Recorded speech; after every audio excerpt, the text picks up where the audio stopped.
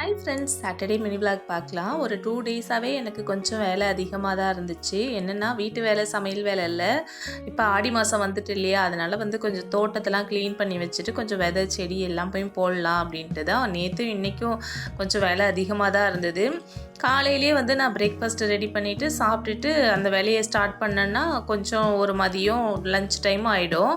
அது சாப்பிட்டுட்டு அதுக்கப்புறம் கொஞ்சம் நேரம் ரெஸ்ட் எடுத்தேன்னா ஈவினிங் கொஞ்சம் ஃப்ரீயாக இருப்போம். அப்புறம் நைட்டு டின்னர் நான் பண்ணிவிடுவேன். லஞ்ச் 2 நாளாகவே அம்மா தான் பார்த்துக்கிட்டாங்க லஞ்ச் பண்ணுறது. அப்புறம் இந்த பாவக்காவை பற்றி நான் ஒரு வீடியோவில் உங்களுக்கு ஷேர் பண்ணியிருப்பேன். இந்த மாதிரி பாவக்காய் போட்டேன், பிஞ்சி பூலாம் வச்சுருக்கு அப்படின்ட்டு. அதில் ஒரு காய் மட்டும் நல்லா பெருசாக இருக்குது, மற்றது எல்லாமே நிறைய பிஞ்சு வச்சு குட்டி குட்டியாக இருக்குது.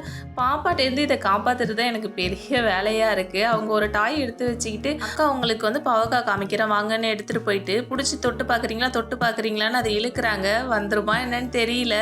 நான் சரி ஹைட்டுக்கு எட்டக்கூடாது அப்படின்ட்டு எடுத்து கொஞ்சம் கம்பி மேலே வைக்கிறேன். அது காற்றுல கீழே தான் விழுது.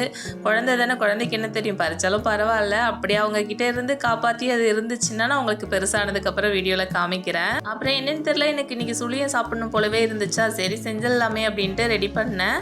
பாப்பாவுக்கு கோதுமை மாவில் பண்ணேன், எங்களுக்கு மைதாவில் பண்ணேன். எங்களுக்கும் கோதுமை மாவில் செஞ்சுருக்கலாம், ஆனால் நம்ம சுழியனாலே மைதா மாவில் தான் செஞ்சு சாப்பிட்ருக்கோம். அதனால் நான் எங்களுக்கு மைதா மாவில் பண்ணிவிட்டு பாப்பாவுக்கு மட்டும் குட்டி குட்டியாக கோதுமை மாவில் சுழியம் பண்ணிட்டேன்.